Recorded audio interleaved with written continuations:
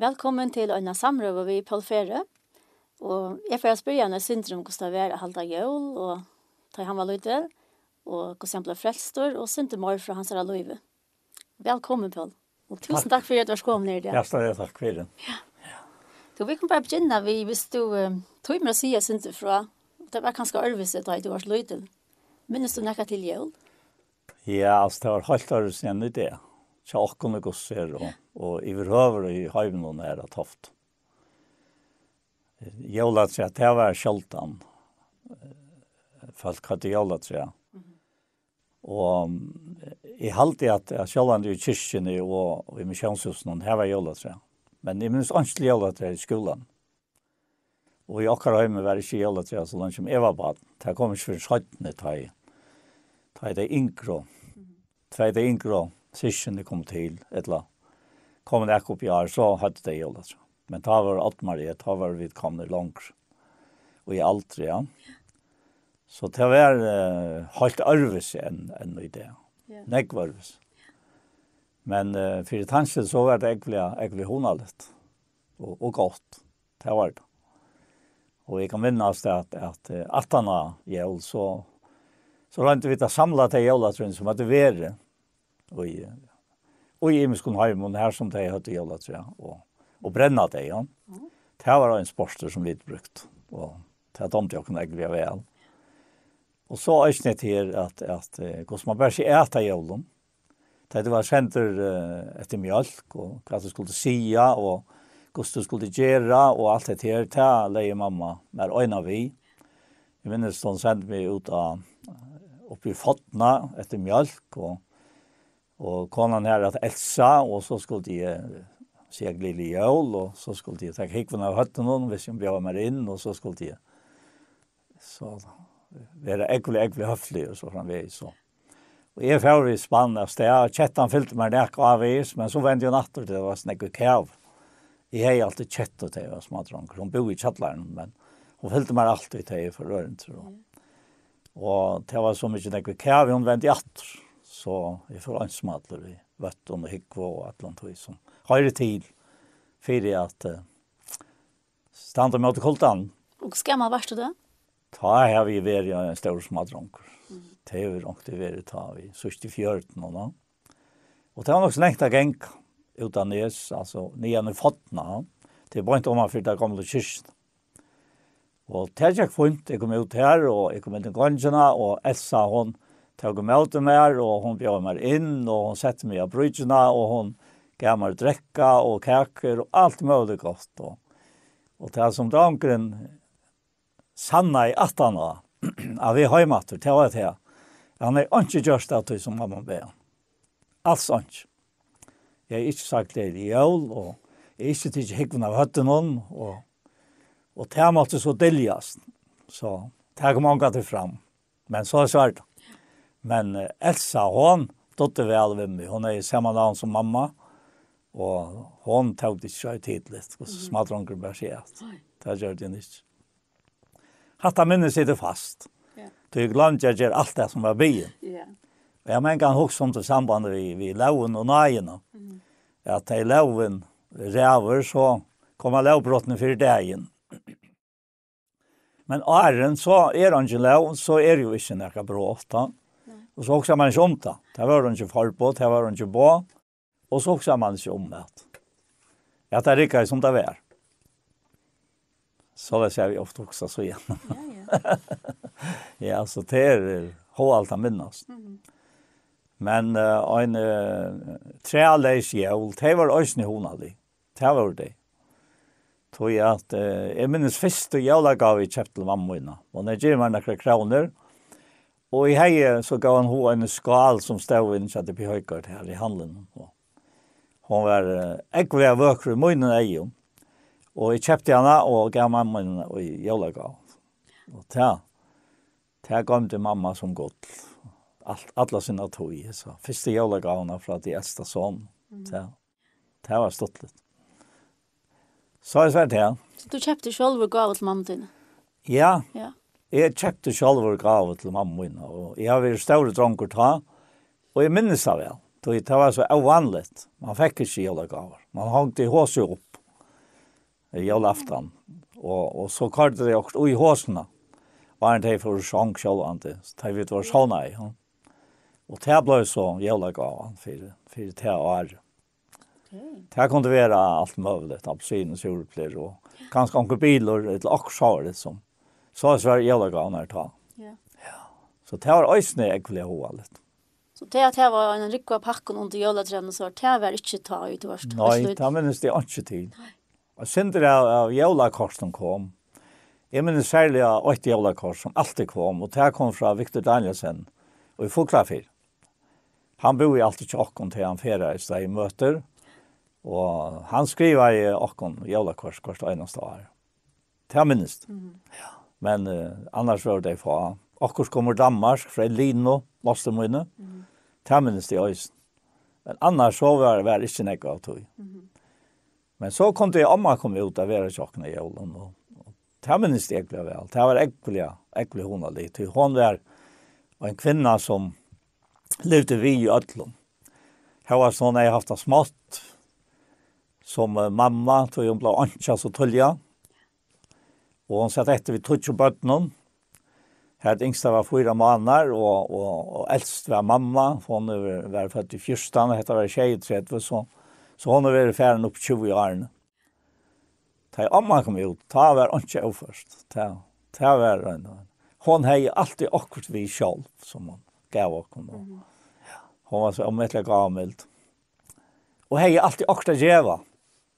Och det undrar jag inte att det man huxar om hur smått hon har haft uppe i köken. Så en av tog som mamma. Ja. Mist for syrkjaren och tajtan dikste var 4 månader så det kan man alltid ha. Det var ju harst. Ja. Men det var jävla där. Det må jag säga. Ja. Det är det. Och akkurs var det som man får nu var inte så vanligt att alltså bom och så. Det var ganska inte något särskilt, ja. Det var sinter auto i ja. Det var näka auto och särskilt auto att pappa var skeppsmävare, fiskare. Och så fick det tajtar var då i Grönland i ett land för till England och att sälja så det är näka auto i. Okej. Men det blev ganska så mycket väl. Och jag inte gav minne till det tror jag att tar han inte tandlaknar. Nej. Och ankte minns det att jag får in i skott i här det kom till så karamellerna och får i jaggen allt skott för jag får fätter i äschene. Och kallade jag sin lomman och så att det och så fick jag tanna på in. Ja. Så det var ringminner till att och tog jag ju omgång till laxen jag oj så. Nej. Så tänner blev ju rökt där och man fick tanna på in och så måste man ju bara färra in till lacknan och i höjen och träcka tänner ut alltså. Här var inte väl. Nej. Så det här är ringminner till alltså. Ja. Men annars så var det äckligt gott alltså. Det är alltid. Det var äckligt honaligt att det var inte några böcker men juleböcker var då. Vid julampesker och min julebok och också där. Och det var god läsna av julen. Men det sträckte stort i vidlösen ägg. Och så minns jag att Oddmar vi får hus i läna böcker. Läna böcker för att ha som vi visste 8 böcker. Och det var särskilt danska böcker, låser förle. Og da så kom atter vi en bøker parst, og hadde båret til atter som heter et land åren. Jeg så fra mamma og skanna i bøkene. Hugte i jøkkenen om til å være høskende lester til okkara. Det minnes jeg også. Og akter så blir helt og nære. Det var helt ikke at det var noe godt. Men så får vi sang vi en bøk, og så løser vi en bøk på eier til svøv som sang. Og vi tatt lamp på, så jeg taler vært han at han som sauna i 17, han måtte støtja lampene av Arnan. Han legges. Ja. Og det ble så iverhilt. Ja, det var. Og hvordan Jan gamle var tid? Nei, Oddmar født i 4. i desember, 5. desember. Jeg født i februar, 13. februar, 38, så det var knappt 3 år mitt nok. Ok. 2 måneder rundt 3 år. Titta vi vel? Ja, vi var jo virkelig vel, tror jeg. Her kom en dag for at du dronker i midtelen til under krunnen. Och så kom inte till 3 battene för 6-4 och så kom systern och i 8-4. Så vidare 4. Ja. Så det var 8 Marie till första li och så var det Eifen och Lissan till var andra li alltså. Ja. Och det blev till Arne i mitten så.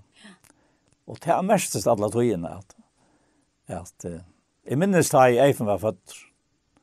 Så vi var vid hemma. Och i 6-4. Jag minns da pappa kom ut i kursen vid såna drunchen och berande vid i fauningen. Och jag minns det hårt att mamma hej det så gott. Jag minns lågen igen. Ja. Och så tog vi var närvarande, ja. Altmar var så lite så han minns det inte. 6-4. Han bara var 6 år. Ja. Och jag var till äldre, ja. Men så tar jag liksom var född i 8-4. Ta blev vi bara ordna in Foglafyra. Ta slapp vi inte över hem. Ta var så mycket större. Ja. Så det minns jag inte till. Men så var det bara att ta. Ja. Men till äckla gav mindre till Batnar. Och till grannarna tjocken. Här tatt vi Nann och Wenzel och så allt i bötnen här. Men här var det särskilt Emma.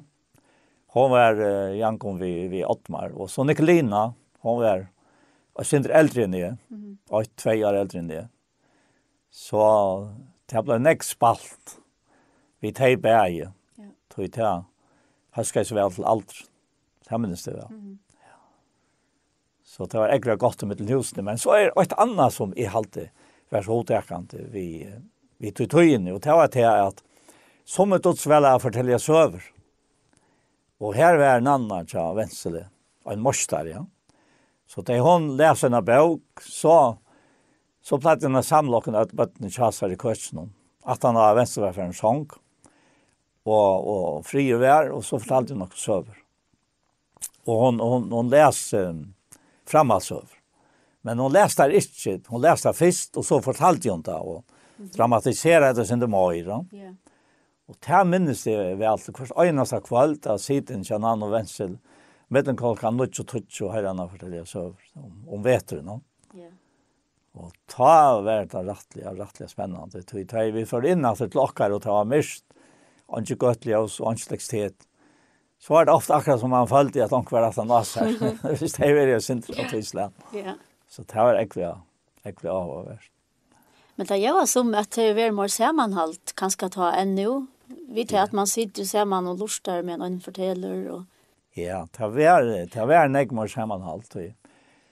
Pappa fortalte for meg, han er født under 1911, og han bor på et omanfor som vi bor, på Rekne, ja. Og her var det 2 hus, det var her norr i Arsore. Og han bor i Arsore. Og i Baunhusen var det nekbøten. Og det var et sistnabøten og syskjene. Og så mamma hessa Nanno, Nicolina, oppe i Rekne. Hon heter samma som Nanna, forteller jeg så over. Hon er også en mann som forteller sång. Og hon setter seg også i kvarsen og forteller bøtten søver om kvalitet da i morgen skulle sove, og så fikk hun det spekla til halvtar, da i så. Hon var liv. Det kom til pappa forteller for meg, og han minnes det. Hei det som et omøtelig godt minne om seg. Mamma min kom og fotografi, hon heter Elsa, og hon, pappa er så en mat å være på, og mamma er så en mat å være på. Pappa er jo nå en særlig alsk til mennesker, så han lærte meg å være gau i folk. Og han sier gau vi ødel, lukka mye hver det var. Og det er helt alltid være så vekkurs, da jeg var smadronk, at han sier gau vi folk. Og jeg har lintet til å ta det opp at. Ja. Min mamma, hon lærte meg å være gau i mine att og fotføringer. Og til det saltføringer, vi sitter saltføringer nu. Ja. Så her var sånn jeg var henne att. Altså. Så her ser bare egenløkene som mamma og pappa. Tar jeg nok ser mest med møyre enn vårt. Ja. Det er veldig gode minner til. Ja. Vi har hørt det du fortalte i Lintene Migdagen, hvordan du ble strelster. Ja. Hvordan ser du sin rett om det? Det var det samme som den samme han ser med frieren, det var så stilt. Og jeg finner meg ofte ut i ången av lust etter, altså. I karje bil, så lust ikke. Men jeg sitter jo i hoksan, og regner at kanskje, som vi kallar, repetera, eller endurteka til. Hvis jeg har lyst i akkurat, eller minner meg, ja. Det gjør det ikke vel som badnøysen. Sanger, og lærte meg da råttene at bare i minnen noen. Og så lærte jeg der oppe at du leste der, og så kan jeg etter om jeg synes ikke versene rett, altså. Det er du valgte selv å lære deg utenfor. Ja, jeg må ha gjort det. Altså, jeg var ikke om det var så øyelig bevusst, men det kom størst ned at jeg sangene var så hotekant. Det minnes øyne for til nekvar siden nu at jeg gjør denne bok, en kyrkjesangbok. Og han selv Rasmussen prester av Skala. Han heter Peter Martin Rasmussen. Han var i utvarp, og da spurte han hvor det hadde så få sanger ur bøkken til brøren, og i kyrkjesangbøkken. Så her var jo nekve sanger, da. Og han sværer i atter at han kanna bøkene. Og her var så lite for gjørforbindelse, jo, jeg sier. Det var så lite mentan i bøkene, ja, så tog oss. At det var så himmast. Sangen var alle vendt opp etter. Okay. Og det var en årsøk fyrig at det var bare ikke vi alltid bruket for, det skulle være nekka av mentan i sangen. Men så har vi hukt etter til enkelter. Jeg har viktig tegnelsen, og i kyrkjesangbøkene. Og mittelen Anna, tar vi synes han sangen i Siklamann i Lusens hel. Så vidt Victor omsetter han fra første tog, og han fortsetter at rette på omsettingene, da. Så det som Ari Jack, eller Arne Faura. Og jeg legger mest til at han omsettingen en av de første han utgjørst. Men det vidt synes at han som vidt har i bøkene, så hun helt arves, ja. Han omsettingen. Okay. Ja. Så til Victor han var således at han lea i sangene til et som alle brøttes da. Okay, ja. Men det kan ta kyrkjelige behalda mordan fotna malboren. Og det har vi også lagt mest til at tar bruk av det gamle omsetningen. Ja. Så det er så øyelig imme som det er. Og det var nettopp vi gjør noen sanger og selv han gjør noen vittnesborder at jeg ble vaktor for tog at vi vet at som Jesus sier at av bøttene til har herren og til. Ja. Og han sier at en små bøtt kommer til må for dem, men ikke til rydgjøkos høyre sløyken til. Men så vet vi at jeg vet færen om å vite år, så ble vi mer vitande. Og så ser vi alltid tidsdag, og jeg minnes vel da begynner jeg som her, at jeg ble mer vitande til antallet, og ble mer vitande i østene til daglige liv, ja. Det alt var en kjølfyllt jaren, det var kjølfyllt litt, at du åtte Jesus og Jesus åtte til. Og det var kjølfyllt at du mamma tog og pappa tog og alt det til. Og han ratter du hei til alt. Det var noe som ikke var så tilvita, men noe som bare hørte til. Og så til man vakna i fire, at det er sånn her, at hvor er det så gode med, altså. Og hvor ble mamma ved å spørre meg om det var Jesus, altså, er det ikke en kjølfyllt, ja? Sjåan det til en kjølfyllt, ja. Og så tar hun for å spørre, ja, men er det så frelster, ja, altså. Det er ikke så snakk om. Det tror jeg Jesus, så er det ikke så snakk om hva frelster, ja. Og det blir jeg så ørekva med. Og ikke til at det rattest er avløykene at han holdt det. Jeg får fortapt eller noe sånt, at glæstas, da. Men mer til at hvis Jesus kom atter, da, og så var det etter åndsmatler, og mamma og pappa var ferien, og de minne bøttene var vekk, sysken, ja. Ja. Og kanskje alt med egen her runde åndsmatler inn i husen, til oss, da. Ja. Og det var alt med sindre avfri. Inntil dette kvalitet som jeg nevnte i Linden, det tar jo, vi vet at vi er en føringardag. Og her i husen var en bøylata-bøybel. Og han med som bor her, Axel Skali, han tog bøylata-bøybelene og sets vi henne i bleia. Började jag från skapanden och blev jag helt fram till nivå. Och fortalte jag om. Och ta vaktes det upp för Jesus att han säger att det blev bara 8 människor i Östen. Att linje för oss. Och Östen var en mynd av Kristus. Och ta kvalitet för i hem vi tog. Att om är väl jag var i Kristus och i Östen, ja. Och det som mamma spyr efter om vi tror Jesus, så säger självan det ger det här. Men jag vill gärna vita med tryggan. Och så säger hon bara så ja men jag vill inte tacka Jesus för en dag för det. Jag säger, nej, det har vi ångat gjort. Jag har tillstått som givet att han gör det till, men jag har inte tackat honom för det. Och hon skapte som en tillvitan och i mer. Och Atmar som bara var nutt och jag som var han är ju fyllt nutt och jag är inte fyllt 12. Alltså jag var 11 än. Efter januari månad. Att så säger hon att det är inte något invecklat. Tackar då hon för att han gör det för det så är han tog. Och så lätt vi ta knä här vi bunch. Och för det tog var det så att ta var äldre kan få den. Och ta ju i sätta loj ut av kvällen så tatt mamma täcka. Räka öskna nior. Och så lei hon några stora torver iver. Glövarna som låg under. Och så statt hon öskna och tiver glövarna. Och så var äldre en hirtor alltså. Det kallade det hira. Så kallade hon allt fyra. Så Angel luft kom till. Och så blev äldre en värvåter inne i hessen här. Hessi askerikvene till morgon efter. Och ta hon är just här. Så blev kallt inne. Eller så, kallt slie. Jag minns det var att han kallt inne till vi kom in. Och mest så väl inte kallt han till vi lät att kunna knäva i bunch. Men så det mamma i be herran om att just och kunde grått att jag vill tro att Jesus kunde vi vara tycker inte åttas. Och vi då tacka så var det här. Och till ångat var veckat. Så det är om ett störst att uppleva. Ett vi har en nutjar. Och det har vi så varit felaks om. Det har knutt jag så att det mer ser man åt mig med. Ja. Uppjögnon. Ja.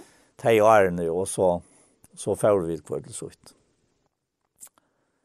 Så det var en början. Och jag minns gott att vi för sång till kvalitet och pappa var färdig sång. Och vi bara för upp på loftet och in till pappa jag fortäller ju det här som vi nu har att uppleva.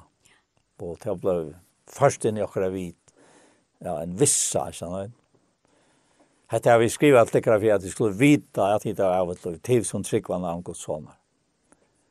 Och jag minns uttrycka anledningen av pappa min. Vi fortalte om det. Så glädjer han var och hur han kysste oss och vi får sång och så framvis. Hade jag gå minner. Ja. Och mer gå minner. Fra en och så. Gå om Badnahöjm som åkare. Ja. Det är det. Och man lägger mest till nu ofta att du talar och tåsar att alltså sanningen som du lärde för att du var ungur. Att du citerar där ofta så tar skiten. Ja, alltså tar det bara här. Ja. Men så ösne bibelvers, det är ju så ösne lärde nekvortarna. Ja. Att det kommer ganska bara. Jag tror inte bibelvers men av världen så men men jag vill säga att ta och över upptäcker vi akkurst fra skriften, ja. Näka vaknar ut här, ja. Och en kvinna fortalt mig att jag är en ung kvinna som platt jag lusta efter linten, jag plera lusta efter linten, och hon är lusta nu mycket där. Och så fortäller hon för mig att hon, jag kände henne inte, och hon sätter sig chamar och fortäller mig att jag går spela till att ta it över tosselenten att ha för allt att spela in i oj mer säger hon med mig. Jag ser hjärtat ja. Jag ser till tog att det har varit talat till uppbygging. det är inte bara upplysning om några vidskifter, men det har blivit till uppbygging vid det att andegods, han teker årgods och livande gärd och i det här. Ja? Og det kan være jeg noen løyver til nøren, for Jesus sier, så han var i sin heim, så det vi i sin heim. Og så, så Jesus var i sin heim, så var Paulus i sin heim. Ja. Og til han vikket en tog nett om nekka på så løyven til Paulus, og inn i akkurat løyv, og livande gjør det med sjalvån, det ble livande gjørt, ja. Og så kunne jeg bære det til deg som lust av. Og så opplevde jeg at jeg får oppbrattelig at synge og spela, inn i hjertan til ser. Ja? Og det det som er så underfullt jeg vil lese til her, og Jesus brev 5, da han sier her i vers 18, «Drett stikken ikke drusten av vøyne, og tog i spittling, når jeg lette kom fytle av andan, så til tala kvart til anna vid salmon, lovsangen og andaligen vøysen, sint jo spela for herren og hjersta tykkara, og tatcha alt det gode og færen for alt, og i navnet Herre og Jesus Krist. At det her, at du først har sint jo spela. Ja. Og i Kolossbrevet stendet at år Kristus er byggva, ryggelig, ja. Fylla andan og har lett år Kristus er byggva, ryggelig, og det er ikke så det samme. Og hentan her kvinnan, hun sier at hun får liva. Hun får liva vi. Og det er det som er atlan. Vi okra liv.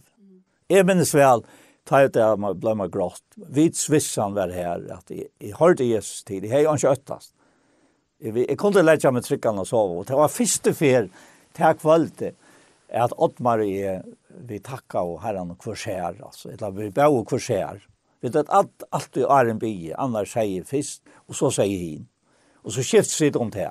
Okay. Akkurat som vi løser sommerbøg, så gjør vi det. Ja. Og i fela, ja. Tog mamma og pappa et lærstokkene bia vi til at jeg bor først. Og hetta var det første kvalitet, og vi gjør det kvarser. Og vi gjør det omgat jeg hittar atter. Nei. Så hetta er nekka som er livande. Og ikke så godt som er livet. Og ta ble det personligt for tikkene på her. Og ta ble det personligt. Ja. Og sjålan jeg har alltid vært her som baden, men nå er det personligt. Nå er det du. Ja. Vitande om det. Ja, vitande, ja. At du er tryggjaver til evige tøyer. Ikke nekka som kunne endre hekkast tøyer. Og i tidsbrev tror jeg, her tås han om bea, det fyrre av være bea våra. Ja. Og han tås her om ender løysingar bea, og til øynafer. Og så tås han om ender nutjanar bea, og til en endertøkka, ender nutjan. Och hon tar var ända nutjan där om det och var det fel. Så syns jag vet. Och det vägna till att är då i 8 år att jag blir upptagen vi ett ämne så repeterar jag alla tojen och i hoan. Och så är det resten sankon som kom in i ämnet så vänder jag åter till där och så kan jag ta jag någon i minnen om jag klarar det då. Ja. Och det är säkert ett plus alltså. Och i tjänast. Ja. Det är det nog. Det vill säga att du brukar, eller du gör det ofta att du, det som man kallar för mediterar och en främmador. Ja. Mediterar, ja. Ja, gruntar. Ja. Det är. Också jäutrar. Ja, jäutrar, ja. Det är ett gott uttryck. Ja, jäutrar här som du finner in. Ja. Så det är inte på tammat att det är för inte någon annan är utgångligt. Det säger konan inte har. Det är så väl att lätta det för inte någon annan är utgångligt. Men det är nog vi tänker göra som inte skulle färra in, va? Ja. Hon har gått en gott komplimang alltså hon säger mig. Det gör alltså. Ja. Och då lät också. Och säger vi barnen sakerna. Pappa tycker att då så väl. Jag läste det var för inte någon annan utgångligt. Men det är ju inte alltid varit så. Nej, det är inte alltid varit så. Det är tøyer man vinnes til, tar man ikke være så. Men det er en dikt, tar det kommer til det som skal bare færre inn og ut. Ja. Du minnes det er salvkong og er salvardkong. Og så var det noen menn som vannvirte han, og spøyre han. Og det stender om Saul. Han var salvardkong til Samuel, at han las som han ikke hørte det. Det var en dikt. Ja. Og jeg halte selv at det er ekkelig godt at gjøre til. Tog at det er godt å få til vekk som ikke skal være husast ut der. Ja. Så det var omgående for real at lette det bare fel. Så er alltid det til fire helser. Og skal det være nekka fri herren, så har du årsøk til å samle på det som bare forstyrrer tjenestene. Ja. Nei. Men du nevner tjenestene. Ja. Altså, når kom til å le, nu kjenner vi den best kanskje fire at du taler og at du sælger vidger. Ja. Det er så spesielt. Du først faktisk inn til enda folk du ikke kjenner. Ja, altså det her begynner jeg på en vei. Altså, jeg halte til man var født av nødtjøn, eller man var ferdig av hvit sviss og at du har herren til. Altså, du høyres deg selv til, ja. Du har en øren til, som han sier, vet at det ikke at det er templer i antas. Vet at det ikke at det er huskos. Vet at det ikke at det er ikke til karegno. Ja, men hver er det så? Og det er øyne gode spørninger, hver er det så? Jeg har i herren noe til, og noe som har hjulpet meg, og vet jeg noe søstene til det her, at jeg kan ikke gjøre det for Jesus. Nei, jeg gjør det til hans sted. Til lærer skrift. Jeg vet å ta senter på og i sted Kristus. Og han får langere enn til, og i røtten, som det er god og i amen til vi og. Vi bia og i sted Kristus være satt vi god. Være satt vi han som ikke kjente til synd. Det var Jesus. Men som god gjør det til synd, fire og, fire av vidt i hånden, skulle være rettvis og gods. Det er vi. Vi var jo fortapt syndere, men vi er jo rettvis og gods og i Kristus. Og til jeg var som om at man vil gjøre seg bedre enn man er, men til ikke vi til å gjøre. Det er bare det som skriften sier, og som anden sier til. Og ta i til ganger opp for det til. Akkurat som ta i man ser til man er frelst, og ta ganger opp for det til hvor du er. Og så kommer hit at hvor er så du tjeneste, at det fylker et. Og jeg minnes vel at det gikk opp for meg hvor det er min tjeneste. Og det var vi ikke. Vi ikke ønsker og ferdigleis. Og så kommer man tro gjør, oi, trangt torre. Og så kommer man nok røre rett, og halda seg avtalken av heimen. Avtalken av heimen, vi ikke mennesker, oi, trangt torre. Det er ikke oppfyrir meg her. Ta brøttes nek og i meg her. At jeg får tro etter tog. Og jeg var helt unger da. Og jeg har ångat haft nekra hakre tråden for min liv. Og jeg har sagt, øyla nek fra meg som er helt, som er godt, men som forstyrrer til tjenestene. Ja. Og det er nek lettere å samtale enn å tale. Jeg har tala nek, og jeg har elsket tala, men spekelig er det å brøtt seg til at jeg elsker samtale. Og hit kommer fire, men det er ikke sånn jeg tror han er det som det var fire. Og Arman kom ordentlig noe til samtale. Ja. Det er så rykt. Det er djevet som jeg var. Jeg har alltid at jeg var med en fire røyking til taler for fram og i samtale. Tror jeg at jeg skal ikke si at det er å være praktisk og alltid er antallet. Ja? Det skal jeg ikke si. Men er du antallig, så er du praktisk. Så løs jeg det. Har man ikke med. Vi kommer til altså mennesker, og å være det som Bibelen kaller å være høylavere. Det er mest ikke å være bedre eller gavere, eller bedre enn en annen. Det er mest å være tøker god. Og være tøker god i alt. Om du er gavnlig eller ringelig. Om det er ganger det er godt eller ikke ganger godt. Om du er skuffet menneske eller du ikke skuffet menneske. Altså, at du dår at fauta der, og så ikke at det har øysene vi til livet, at man ikke er fullkommen som menneske, men lett ikke forstyrre tjenestene. Fauta der, ja. Og jeg minnes første ferie jeg for sjukhus i Klaksvik. att vitja. Och ta hej vi sondagsskolelærer i nekvar ved testa. Og vi hadde finnet skip av sondagsskolen i flokkar. Og alle flokkene hadde hver sin 2 lærere. Og vært livers. Og jeg minnes godt han dagen. Hva skal du gjøre nå? Og her kom til min færa sjuksjobb, bertømmende sondagsskolen. Og jeg får.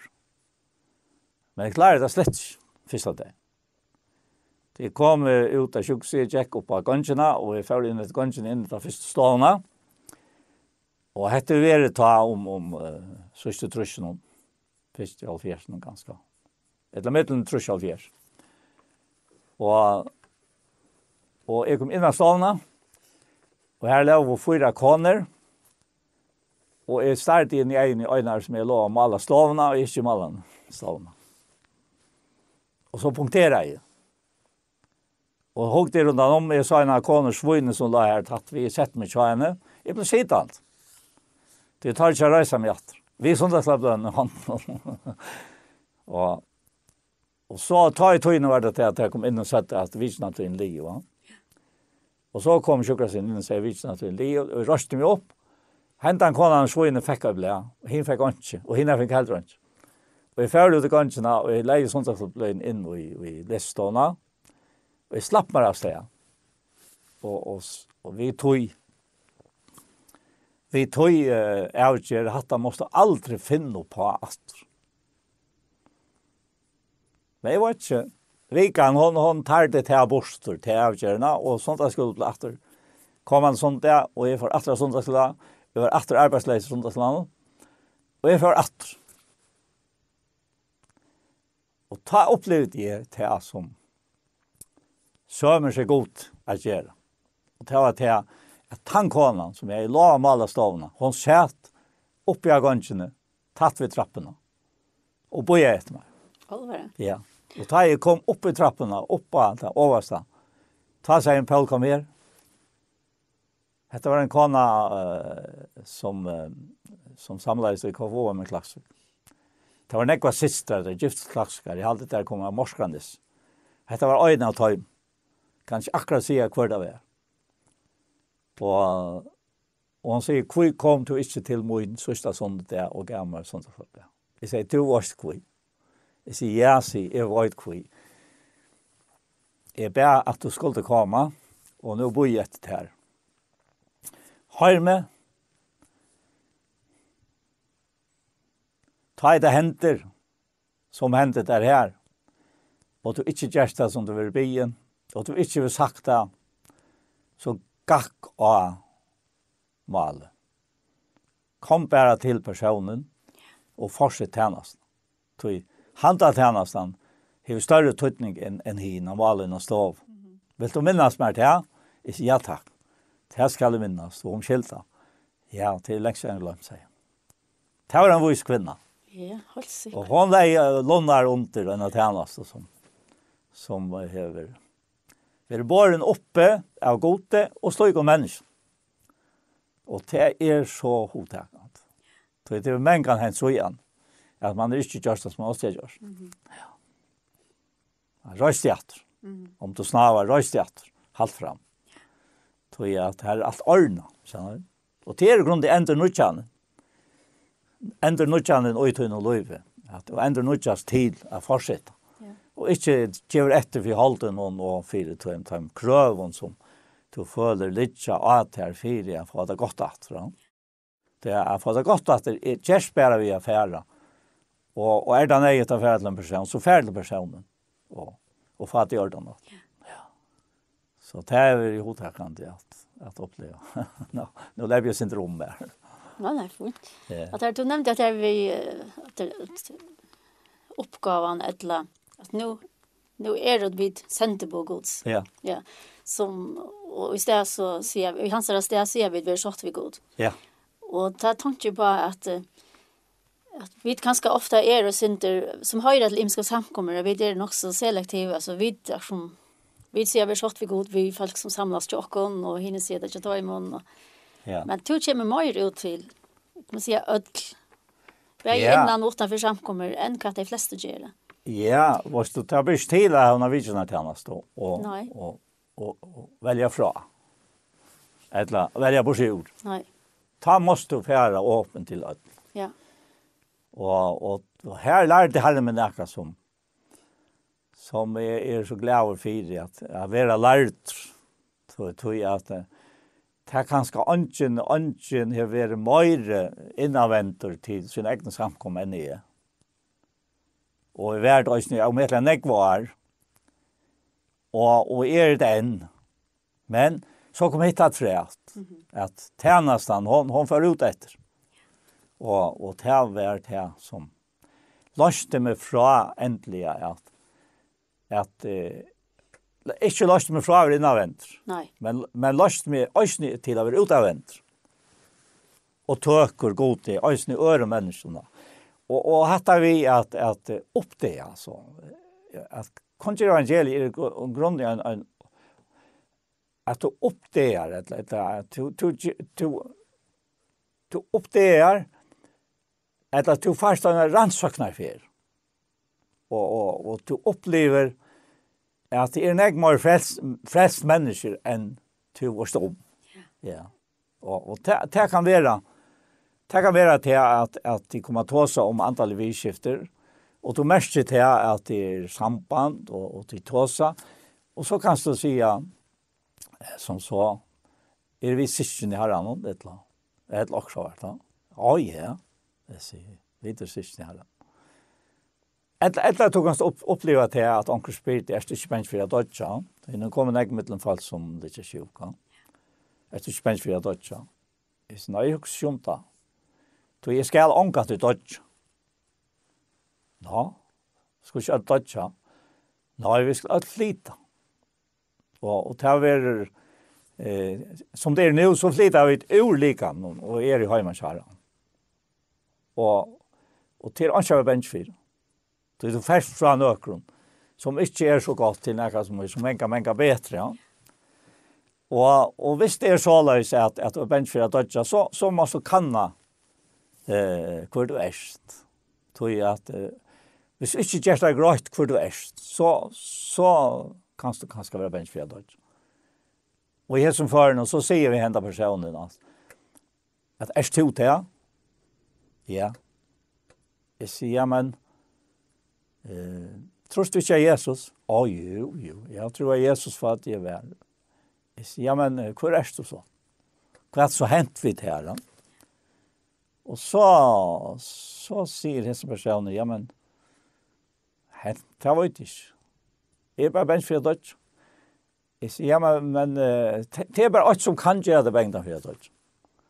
Og det er til at synden ligger I midten til god. At hun ikke stikker vekk. Ja, hun til? Jeg sier, jeg tror du så hun til. Så det stender at han døye for synd dere. Att täcka bort skuldarbrev så vi öllum bavun og tjekka kun mot han tog ta bort via nekla til kross. Ja vel, ja. Så nu vi inne I att det första som vi var här. Det blev en vis vissa. Och så kommer en annan spårning. Ja men tajt och tror jag står för det så tror jag att han rös upp åter. Det måste att trycka att han då och inte rös. Ja, självande. Så ja, hvor du så? Hvor du så til synden borster? Altså synda likan var gjort til ånds. Så øydet han. Vi døy, vi hånd og romper av 6. Han røstes opp til rattvistgjering. Og nå kommer det inn ved rattvis. Jeg vil ha rattvis, Guds rattvis og I Kristus. Så det rattvis og I Guds egen. Ja, du. Så benchfredet, ja. Så kan man ikke være benchfredet. Etla, det som vi kallar dødj. Så I grunden deian tog Jesus å se. Han var født inn I en heim, 4 dødj, deian. Det vil si at vi etskilt fra god. Vekna til og med. Og det så opplevet her at god vi har I andan og før hette hese vissen inn I livet av slike mennesker. Så særst og brøytingst. Det opplever han. Ja. Og det så omøtelig størst. Och så kommer vi färra långkor och färra till Teja, men så tror jag när Jesus var till himma, så. Och vad får han till himma sig göra? Han lever alltid att be för det här. Och vad är det så?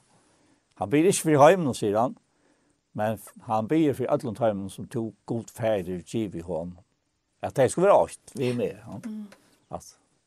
Att det är alltså otroligt rukt och störst och i löven. Fotla visso tog jag lojt jag en herra krossfestan. Fotla visso Jesus vann mer, ta i krossfestor vär han. Som tog baden är nu kan bröja ut mot. Fyret här. Kristus han är öllmön rättfär. Han är öllmön rättfär. Är ju honom standen är. Fotla visso. Det är sannlös. Kristus är sannlös. Han är med i honom. Ja. Det vill säga att det är flera som, och det var det, som gärna inte vill vara tryggvande och vita, men det vet inte om allt är läge. Ja, alltså... och tar det nämligen här att du säger att kanske det är syndaspårningen som gör att det är skjuts att det är synden är. Ja, då tror jag att det man inte ser synden är självna är till att vi ber på hållt, ja. Och vi ber på att det så långt som det är. Hur är god att hållt över efter i mer? Det var inte. Nej. Det var inte man. Men han lät av rätt. Ja. Så långt som är det som likan. Här är det tvinnar natur i mer. Till anten och till hållt. Och anten gärna som att det hållt någon och hållt med att antan någon och hästberg standa förstår den väl till för jag vet inte skulle göra som vi vill. Ja. Så här hade jag läst bra, ja. Ja. Att det är strøye ikke om at vi skal være fortapt eller være frelst, men strøye om okkon. Halte vil så gjerne slippe at bruke okkon her og i løyven. Vi tog enda mål som tar hever for i løyven. Tog det elskar å råa, men andre vil slippe å bruke okkon. Vi så innan enda mål i løyven. Og tog det så tyttningar mye hetta, at minnas til, jeg sier jo an i Sanjen i Bøsens himmelvendere, og det er det der. Og kanskje så feier Sanjer om løyver til åkken tryggvande fra at vi kommer til tryggva Jesus, og inntil vi hjemme. Ja. Kanskje også feier, og til tog nu, og vi vet bare avvokst, god til avvokst, og ekkert tøytningar mykje at vi fenka at god hever en atlan vi akkurat løy vi her. Så januari vi frelst, vi trygg, og til ikkje akkurat sjalvån til gava gods. Til ikkje versk, han skal råsa seg. Så sier han, du videre små i hans herra, videre skapt, og i Kristi Jesu, til gavverk, som god hever lagt til røyra, vi skal leve i taimon. Leve i taimon, verken som god hever lagt til røyra.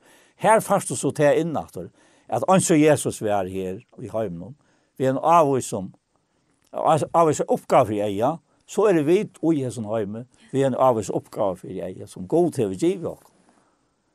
Og ta i til ble vi bostere i løyven til tryggvand, så ble vi løyve, som var en tankelig brime, som det platt å se for.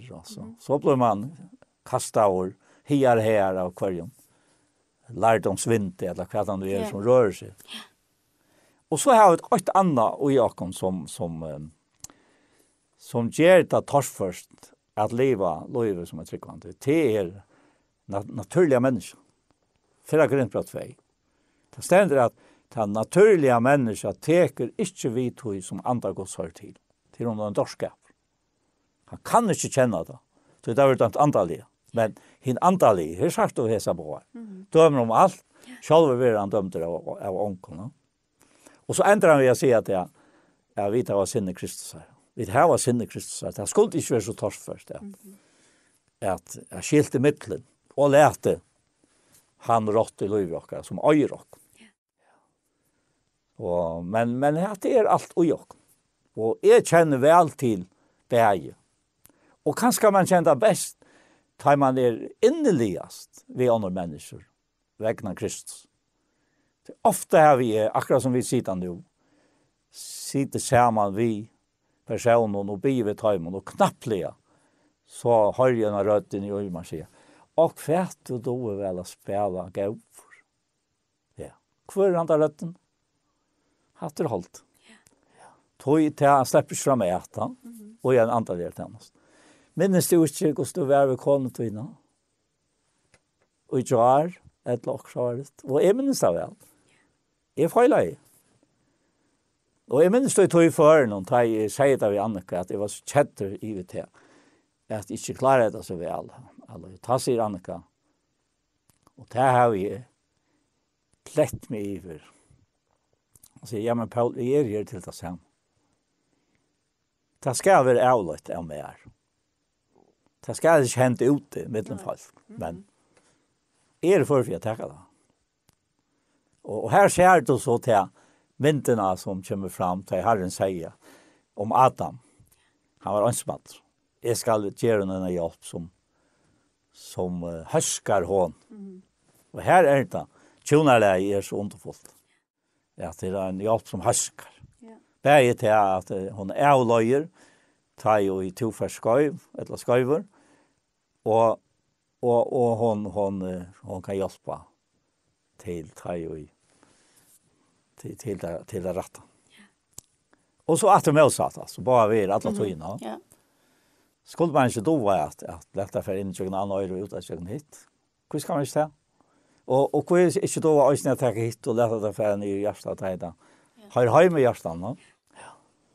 Det det som så hovedtærkant. Det ikke nek folk som enda i tjeneste som sier, lever et perfekt liv, og her var det så øyelig lagt. Ja, hvis det enda mal, så bare gjør oss nå. Så det er ikke. Nei. Det er ikke. Og mer du bruker lovene, er fullkomlig det. Mer du bruker nøyene, bedre rikker det. Så i nøyene først til han tar vursdom, jeg viser alt det fra det. Alla tøyna. Ja. Ja.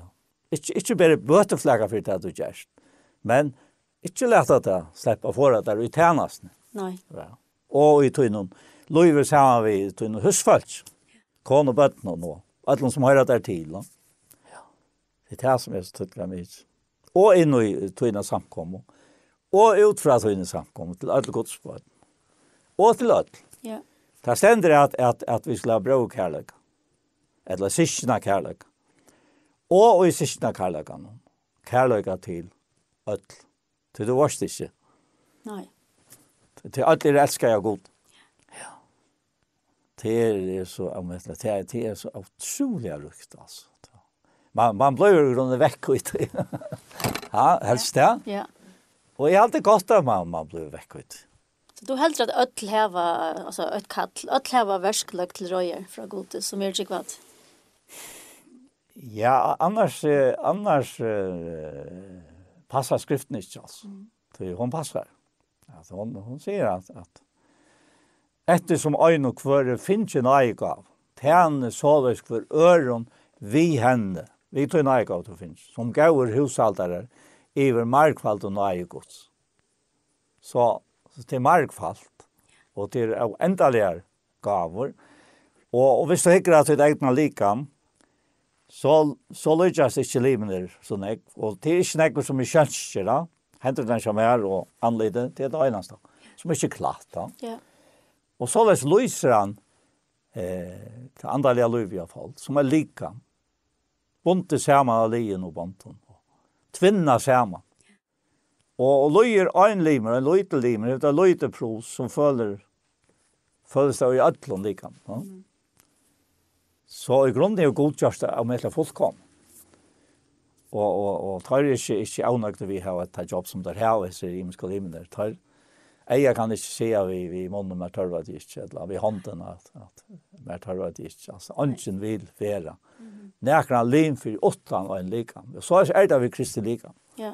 Og det er opp det hvordan vårt fevnende til hvordan det fevner om alt det trykk man, lukka mye hva det er. Og du kan fevna deg i andan og fagna deg om. Begge tar deg er trygg og tar deg utrygg, komme til deg og lukka deg. Og enda deg som ikke vilja, at du råkna deg. Jeg har også opplevd det, at de som ikke ble råkna i 4 av vera godsbarn, være godsbarn. Jeg fann trunn ut dem. Ja. Ja. Vi mine medfer. Vi er færa til deg. Så innerlig som Herren vil ha meg at være vidt deg. Så gav vi vidt deg, altså. Ja. Og han sier øyne for vi med, hvordan spiller det til at du vet at det er en tryggvant i sin? Nei, jeg visste det ikke, men hvor skulle de ikke opp det ene? At det verste. Ja. Og langskjellen og i ødlån tryggvant er at være som Herren vil. Og jeg nevnte i øyne til den her Mikkelmorgenen at her tror han og velmoen, sier Paulus, Filipper 8, at jeg i ången skal være til skammer. Men at Kristus alltid, så nu vi, skal vi ødlån dirve være dørmette vi lika med moen. Og verda nu vi lov vi eller vi deg. Tog jeg livet med Kristus og deg vinner. At så vekkert. Så avmettelig vekkert. Jeg minnes det en mann som jeg har spottet med. Vi kom fra en gjerarfjør, og vi fylte snegg, og så kommer det som jeg har med til oss. Og så smagte det seg vekk, og det visste hvordan jeg var, og jeg gikk som bønta mannen, og han sier nok så ting, og så sier jeg snakker ikke om åkken tryggvante, vi er jo bare så vanlig og nå er man ikke vidt til seg. Jeg sier jo ikke til han, som er det så løs at jeg har ikke ringt, så jeg vet ringt. Akkurat så er det som det stendet skriver. At kvarjen vil valgt avstøyt, utan at det brenner i mer. Ja. Kvar veikur, utan at ever veikur. Og sier Paulus, skal det røse meg, så skal det røse meg av heson veiklega moinen.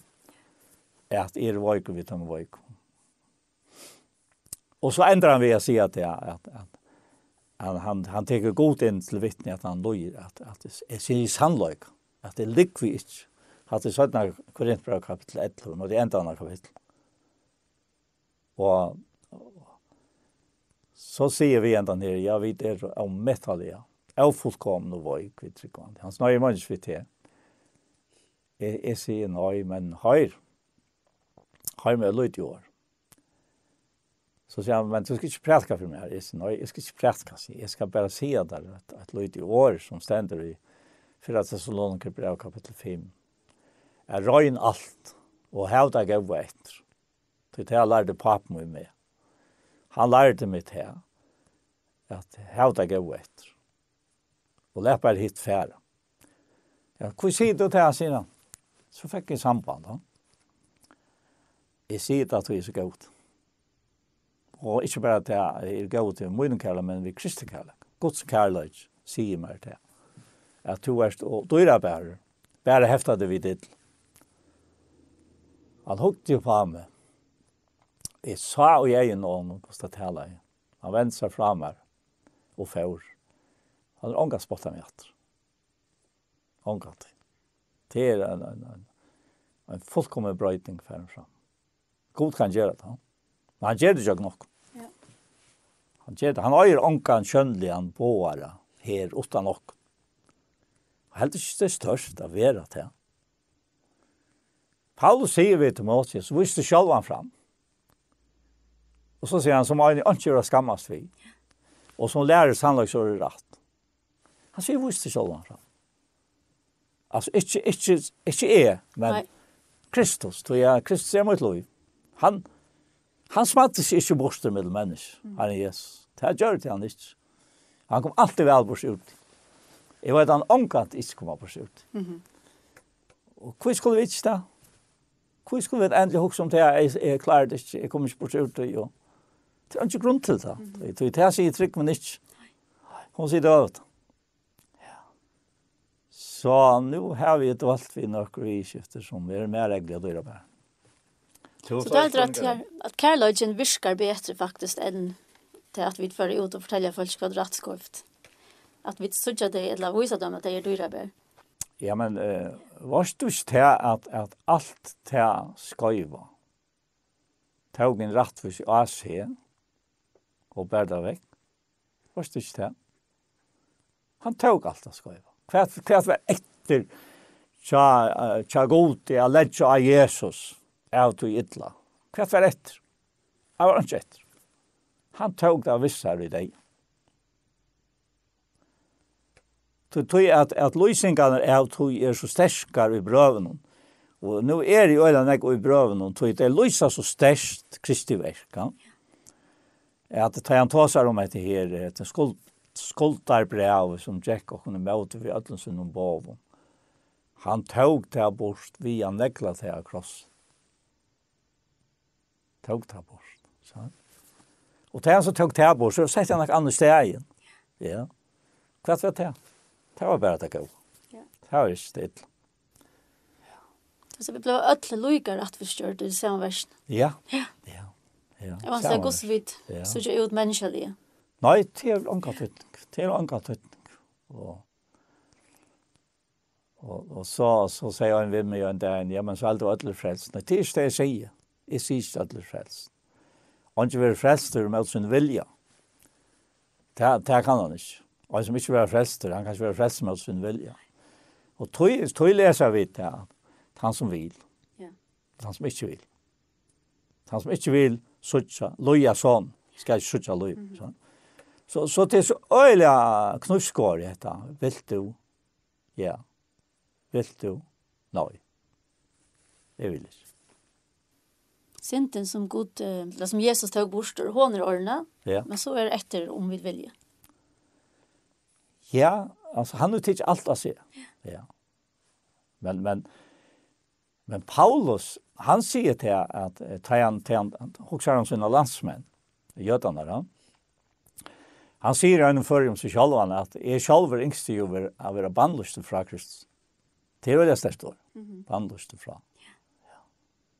Og han undrer seg over at han, som han kunne finne nøy. Så allikevel, om han sier nøy, det ikke det samme som at han ikke får være det. Men man må vire han som hever en støv. Og i sinne støv. Og fortsette å elske. Det bare kærligheten som kan vinne. Enda Paulus, han møtte Jesus av Edel Damaskus. Og han spurte, hvor du, Herre? Og han fikk svære, Jesus, han som du søker det.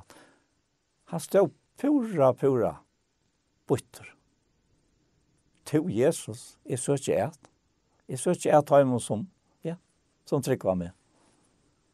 Til jeg. Ja. Kan det være grøyere? Det blir ikke til å være grøyere. Og sier man ta for nekv, det kan man ikke. Og skal hette ikke gang opp for ødelen som trykk var, at du Jesus.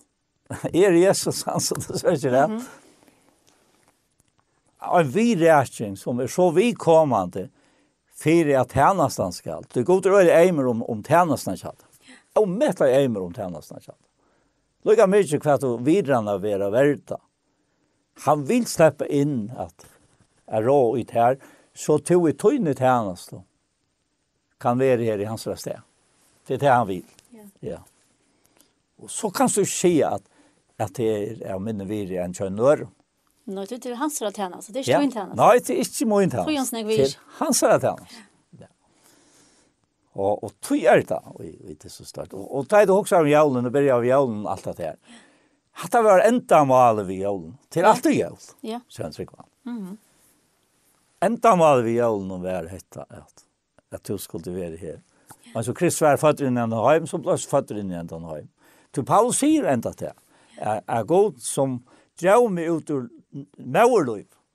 För jag åpenbara nej så innan vi med. Så det säger han då och Galatbrevet och damer ofta äckliga väl lycka att läsa det som skriva center och heter omedelbart stort brott i Galatbrevet kapitel 8 som vi läser här tar han säger till för jag understryka det här som vi tar fram med.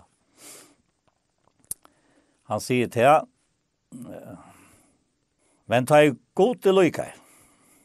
Det kan ånga täcka sig. Det är god till lycka. Som ur mauerlöv vi har tidigt mig ut och som kallar med vid nöje syn att åpenbara sån syn oj mer. För att er skulle kunna evangelium han mellan höjtingarna. spurte jeg, vi tar samme ikke holdt og ble til oss. For helt ikke ned til Jerusalem til klare som ondan er våre apostler. Nøye for bort til Arabia og kom så etter til Damaskus. 17 år etter for ned til Jerusalem. Jeg lærer kefa seg kjenne, og jeg segger her, tja honom, 15 dager. Men av henne apostelen sa i ånkan, best Jakob brøver herren, sa jeg. Det som jeg her skriver til tikkere for Asjon Guds vittne er at det ligger her ikke. At det kommer nok så ofte fire som Pauls. Det er en understrykker noen ting. Det vil si, her er 3 år og han skal løyve. Han har ikke haft samband med andre tryggvand. Altså, som var åren han, apostlene er til. Ja.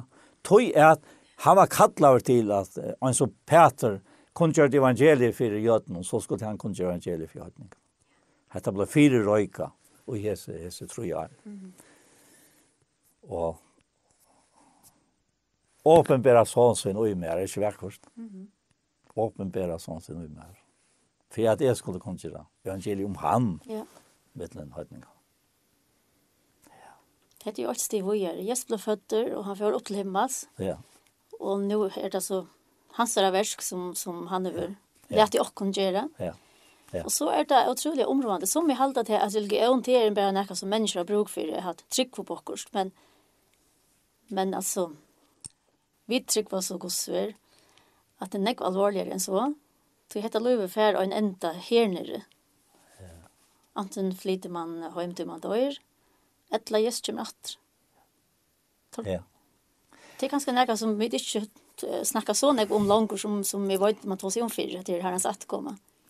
Som är det blivit så att det är som du säger nu att jag minns det från helt från det första. Ja. Men det är det blivit liv alltså. Tog jag liva i med Kristus. Att det är inte liv utan Kristus. Och du ser det du läser bra att alla sina fram liv är ta Kristus liv och uppenbaras. Så skulle vi åpenberas för en nytt ord. Ja. Det här ligger för framman. Ja. Han är inte åpenberad än. Men han får åpenberas. Och då skulle vi åpenberas för en nytt ord. Men här är han och jag. Vi ser någon annan. Och här är det vi tar åker avväxt. Här är det att avväxta till liv. Att bära avväxt, bära god i avväxt. Och Jesus säger det att han tar sig om vinträd, att han var vinträd vid grönarna. Och hur jag säger, grönarna bör avväxt. Det bör en nekvan avväxt, och det bör mer avväxt, och det bör en fullkomnan avväxt. Det blir via bör avväxt. Och han var vinkarsmäver, han var han som rökta i där. Han är hyre, tjockra sal. Alltså, du kan färra så ölla längtvis ner. Paulus var borster i 3 år. Och kvar helt och rökta igen. Hvor i samband med han? Hvor åpenberes for han? Det var han som han hørte til. Og hvor fikk han skriva alt det som han skriva i? Det var han. Så aldri er nækka profeter kommer fram av vilja mennesker. De drivner heilig andan, taler og heilig menn gods, eller skriver heilig menn gods. Det er alt om han fra. Her er en ritund. Og til god, til Jesus Kristus. Som vi antan och läser som män, skriva den ner. Som är akkurat mätr, som är mätren till det andliga liv. Då är det så hotäckande av att han som är. Till grunden har vi finner ett gott omlet namn, Moses han vill ha vita kan han var känd det av. Kan ska det se och sent med. Og Herren svarer, jeg har sendt det. Enda ta. Ja. Og det er ikke bløtt. Vi tog. Og det er for ångat jeg bløtt.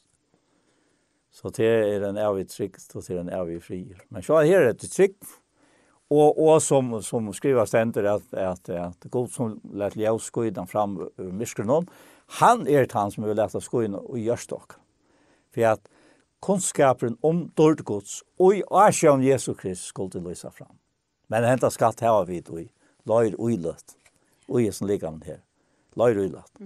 Fyre at han omvetlige kraften skal være fra gode og ikke fra oss. Ikke fra oss. Det er hovedtakende.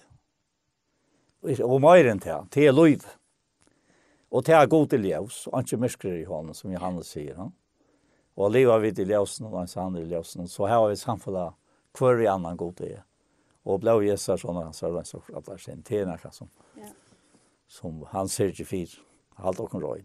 Jeg klarer ikke alt med røyna. Nei, det klarer jeg ikke. Men han helder med røyna, tar i livet og i tjenest. Jeg så ikke hver jeg er, og jeg gjør det som han vil. Så det er det. Det var ikke lov utan Jesus. Det var ikke lov. Dette et av et lov. Ja. Det begynner her i trygg for til angen enda. Vi skåen, vi tålt. Anlitt Jesus er så ikke, hver glede vi er til. Han og skutsen noen av hitt her, han kommer kjøtten til. Varsjan hans i kjøsk, så ikke om han fyrer stjøtten der. Anlitt har til anlitt skåen han, og i alle revene. Skuggar mittlen okkon koma, nu best kom til hjem vi han. Men en sæler der hvor kommer ta i klosten så tjekka. Ja. Det er fantastisk. Ja, hatt liv. Liv. Så da Jesus kom inn til hjem, så kom han for å dødja. Han kom ikke bare for å dødja. Han kom for å være føtter, å dødja, å røse opp, å få limmas, og tjene. Tjene okkon for jeg vet her skulle tjene hån. Så det ser det. Må jeg spørninger? Nei, men jeg har hoksa meg at kanskje vet om du kunne be at enda en bøn for alle timer som hitja. Ja. Jeg vil takke deg for som er vi til disse sendingsene. Jeg har på en måte glett meg til at hun har sitt her. Jeg har alltid sagt at vi anger å ta vi til byrja av dette her. For noen år siden, ikke sånn jeg var? 4 år siden, jeg tar være her. Vi rekker din sendingen. Ja. Og jeg sier at vi anger, jeg kunne godt huske meg å slappe inn til folk kjønnelige. Og så jeg slipper. Og jeg lurer til talen. Det heter Øysnevitsja. Inn i hjertet, det heter Øysnevitsja. Ja. Og nå vet jeg ikke om dette er en gangsopplevelse, et eller annet her. Neka, avhaldande, det har vært herren og kanskje Anja Øysen. Så jeg vil takke deg hjertelig, og innsatt deg en godstrykk og sikning. Og en fri av hese høgtøy, som herskar høgtøy. Tog jeg at friar høvdinge, han var født inn i en heim. Og det er en endaleise fri, sier jeg. Det er Isaias kapitel 9. Endaleise fri. Så bedre fri først og ikke. Så vi skulle be sammen. Gå ferie, takk for det, så løtt. Takk for Jesu kære som er vidt til at få lese slike sendinger. Takk for at du har avholdene og i versene. Og takk for at du gjør noen verser, sikkert deg. Takk for at du tar en nøyegav. Og gjør at vi til alle andre må oppdage dere egne nøyegav her til innsøkene og tjene til her. Om det nå er til landet, eller til åpenbæra. Om det er her av landet, eller fjerskåten land. Om det er her vi affæra, og ikke stidla, vi er noe lukande i året. Eller en gav var gjer. Eller hva det skal være, herre. At dette skal ikke være stjålet fra oss. Det som til legger oss i hjertet. Jeg vet vil jeg fos gjøre til. Så vi prøver derfor at vi kunne være sammen i kveld. Et litt det. Og takk derfor herre til den store ryggen og mot oss. Og herre vi gleder oss å være sammen om hjelttøyer. Sammen vi alle noen kjære. Og gjev du herre at alle som mange bøttene hjertet må gledes og ikke bli vannbråten. Gjev herre styrke til å være standande. Tær til dårlig og ære. Alle tøyer, alle steder. Her tøyene bøtten finnes. Og hjelp du ta imot som ikke klarer stand, ikke med seg mot, men at røysa seg etter. Og søtja til at du er din samme, og du vil byrja noe som lykker mye hva det hender i løyven. Så at hun kjære og herre og god. Vi tok som deg ønslig, og vi tok som deg som mange gav han øye og gav feier.